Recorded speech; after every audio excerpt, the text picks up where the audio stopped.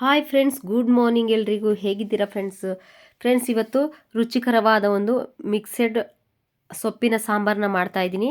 ತುಂಬ ಟೇಸ್ಟಿಯಾಗಿರುತ್ತೆ. ಅದಕ್ಕಿಂತ ಮುಂಚೆ ನೀವು ನನ್ನ ಚಾನಲ್ಗೆ ಸಬ್ಸ್ಕ್ರೈಬ್ ಮಾಡಿಲ್ಲ ಅಂದರೆ ಲೈಕ್ ಮಾಡಿ, ಶೇರ್ ಮಾಡಿ ಆ್ಯಂಡ್ ಸಬ್ಸ್ಕ್ರೈಬ್ ಮಾಡೋದನ್ನು ಮಾತ್ರ ನೀವು ಮರಿಬೇಡಿ ಫ್ರೆಂಡ್ಸ್.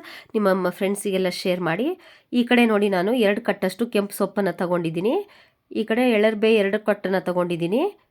ಮತ್ತು ಈ ಕಡೆ ಪಾಲಕ್ ಸೊಪ್ಪನ್ನ 2 ಕಟ್ ನಾನು ತೊಗೊಂಡಿದ್ದೀನಿ. ಬೇಕಾದರೆ ಇನ್ನೂ ಜಾಸ್ತಿ ಹಾಕ್ಕೋಬೋದು ಸೊಪ್ಪುಗಳನ್ನು. ಈ ಕಡೆ 4 ಟೊಮೆಟೊ ಕಟ್ ಮಾಡಿ ಇಟ್ಕೊಂಡಿದ್ದೀನಿ. 1 ಬೌಲ್ನಷ್ಟು ತೊಗರಿಬೇಳೆ ತೊಗೊಂಡಿದ್ದೀನಿ. ಈ ಕಡೆ ನಾನು ಈರುಳ್ಳಿನ ತೊಗೊಂಡಿದ್ದೀನಿ 2. ಇಲ್ಲಿ ಹುಣಸೆಹಣ್ಣು ತೊಗೊಂಡಿದ್ದೀನಿ. 4ರಿಂದ 5 ಹಸಿಮೆಣ್ಸಿನ್ಕಾಯಿನ ಕಟ್ ಮಾಡಿ ಇಟ್ಕೊಂಡಿದ್ದೀನಿ.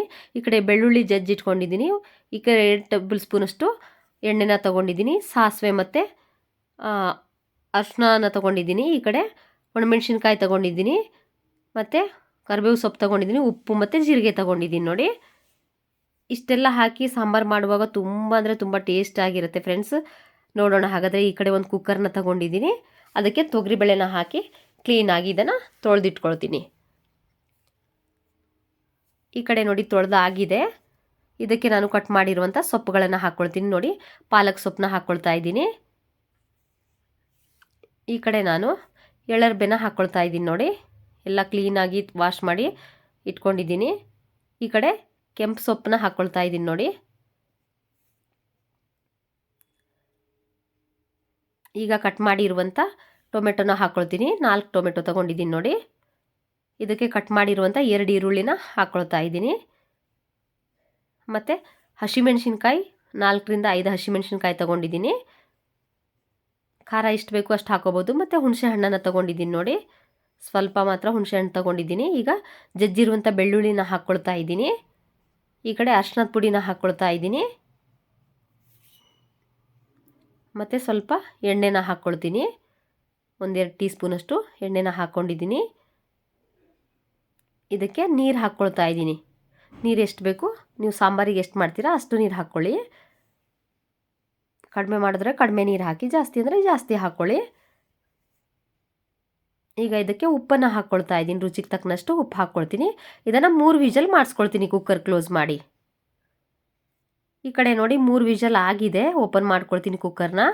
ನೋಡಿ ಯಾವ ರೀತಿಯಾಗಿ ಬೇಳೆ ಬೆಂದಿದೆ ಎಂಬುದಾಗಿ. ಚೆನ್ನಾಗಿ ಬೇಳೆ ಮತ್ತು ಸೊಪ್ಪು, ಟೊಮೆಟೊ ಅವೆಲ್ಲ ಚೆನ್ನಾಗಿ ಬೆಳೆದಿದೆ. ಈ ಕಡೆ ಒಗ್ಗರಣೆಗೆ ರೆಡಿ ಮಾಡ್ಕೊಳ್ತೀನಿ ನೋಡಿ. ಇಲ್ಲಿ ಒಂದು ಸಣ್ಣ ಬಾಣಲೆಗೆ ನಾನು ಎಣ್ಣೆನ ಹಾಕ್ಕೊಂಡಿದ್ದೀನಿ.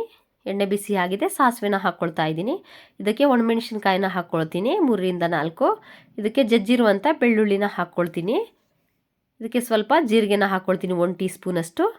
ಈಗ ಮಿಕ್ಸ್ ಮಾಡ್ಕೊಳ್ತೀನಿ. ಇದಕ್ಕೆ ಕರಿಬೇವು ಸೊಪ್ಪನ್ನ ಹಾಕ್ಕೊಳ್ತೀನಿ ನಾನು. ಕರಿಬೇವು ಸೊಪ್ಪು ಹಾಕ್ಕೊಂಡಿದ್ದೀನಿ. ಮಿಕ್ಸ್ ಮಾಡ್ಕೊಳ್ತೀನಿ. ಈಗ ಸ್ವಲ್ಪ ಬಾಡಲಿ, ಇದು ಚೆನ್ನಾಗಿ ಬಾಡಬೇಕು. ಹಿಂಗಿದ್ರೆ ಹಿಂಗೆ ಹಾಕ್ಬೋದು, ಬಟ್ ನಾನು ಹಿಂಗೆ ತಗೊಂಡಿಲ್ಲ ಇಲ್ಲಿ.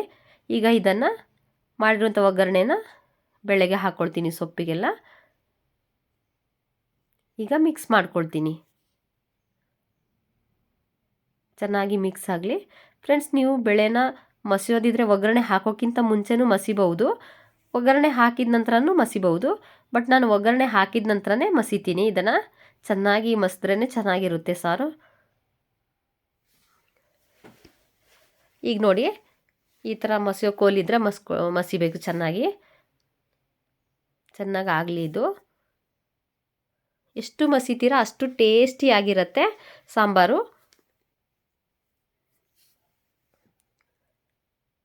ಇನ್ನೊಂದು ಸ್ವಲ್ಪ ನಾನು ಚೆನ್ನಾಗಿ ಮಸಿದ್ಕೊಳ್ತೀನಿ.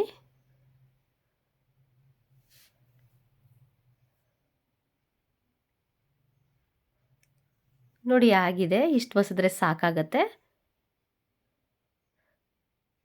ಮಿಕ್ಸ್ ಮಾಡ್ಕೊಳ್ತೀನಿ ಇದನ್ನು. ಬೇಕಾದರೆ ನೀರು ಹಾಕ್ಕೋಬೋದು. ನಿಮ್ಗೆ ಗಟ್ಟಿ ಸಾಂಬಾರು ಗಟ್ಟಿ ಇರಬೇಕಾ ಅಥವಾ ತೆಳು ಇದ್ದರೆ ತೆಳು ಮಾಡ್ಕೊಳ್ಳಿ.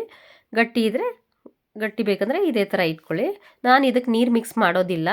ಒಂದು ಕುದಿನ ಕುದಿಸ್ಕೊಂಡಿದ್ದೀನಿ ನೋಡಿ. ಈಗ ಸ್ಟವ್ನ ಆಫ್ ಮಾಡ್ಕೊಂಡಿದ್ದೀನಿ. ಮಿಕ್ಸ್ ಮಾಡ್ಕೊಳ್ತೀನಿ. ನೋಡಿ ಯಾವ ರೀತಿಯಾಗಿ ಬಂದಿದೆ. ಚೆನ್ನಾಗಿ ಬೇಳೆ ಮತ್ತು ಸೊಪ್ಪೆಲ್ಲ ಚೆನ್ನಾಗಿ ಮಿಕ್ಸ್ ಆಗಿದೆ. ತುಂಬ ರುಚಿಯಾಗಿರುತ್ತೆ. ದೇಹಕ್ಕೆ ತಂಪು ಕೊಡುತ್ತೆ, ಬಾಯಿಗೆ ರುಚಿ ಕೊಡುತ್ತೆ ಫ್ರೆಂಡ್ಸ್. ಅಷ್ಟೊಂದು ಟೇಸ್ಟಿಯಾಗಿರುತ್ತೆ ಈ ಸೊಪ್ಪು ಸಾರು. ಈ ಕಡೆ ಒಂದು ಬೌಲ್ನ ತೊಗೊಂಡಿದ್ದೀನಿ ನಾನು. ಮಾಡಿರುವಂಥ ಸಾಂಬಾರನ್ನ ಸರ್ವ್ ಮಾಡ್ಕೊಳ್ತೀನಿ.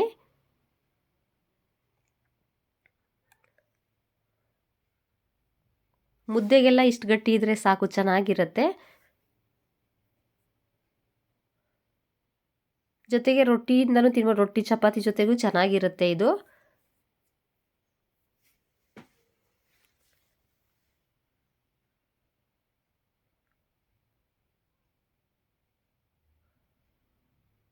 ನೋಡಿ ಫ್ರೆಂಡ್ಸ್ ಯಾವ ರೀತಿಯಾಗಿ ಬಂದಿದೆ ಎಂಬುದಾಗಿ.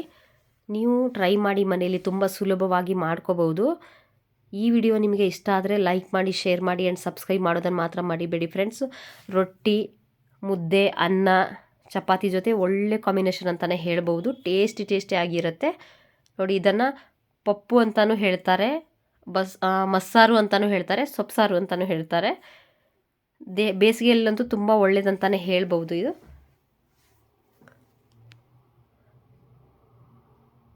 ಮುದ್ದೆ ಜೊತೆ ಚೆನ್ನಾಗಿರುತ್ತೆ. ಇಷ್ಟು ಗಟ್ಟಿ ಇರಬೇಕು ಮುದ್ದೆ, ಚಪಾತಿಗಂದರೆ ಇಷ್ಟು ಗಟ್ಟಿ ಇರಬೇಕು. ಅನ್ನದ ಜೊತೆನೂ ತುಂಬ ಚೆನ್ನಾಗಿರುತ್ತೆ. ಇದ್ರ ಜೊತೆ ಒಂದು ಮೊಟ್ಟೆ ಆಮ್ಲೆಟ್ ಮಾಡಿಕೊಂಡ್ರೆ ಇನ್ನೂ ಟೇಸ್ಟ್ ಆಗುತ್ತೆ. ನೋಡಿದ್ರಲ್ಲ ಫ್ರೆಂಡ್ಸ್ ಯಾವ ರೀತಿಯಾಗಿ ಮಾಡಿದ್ದೀನಿ ಎಂಬುದಾಗಿ. ಈಸಿಯಾದ ರೆಸಿಪಿಗಳನ್ನು ನೀವು ಮಾಡಬೇಕು ಅಥವಾ ನೋಡಬೇಕು ಅಂದರೆ ನನ್ನ ವರ್ಲ್ಡ್ ಕುಕ್ಕಿಂಗ್ ಚಾನೆಲ್ನ ನೋಡಿ ಫ್ರೆಂಡ್ಸ್. ಟ್ರೈ ಮಾಡಿ, ಎಲ್ಲ ವಿಡಿಯೋಗಳು ಇರುತ್ತೆ. ಮತ್ತೊಂದು ವಿಡಿಯೋ ಒಟ್ಟಿಗೆ ಸಿಗ್ತೀನಿ. ಬಾಯ್.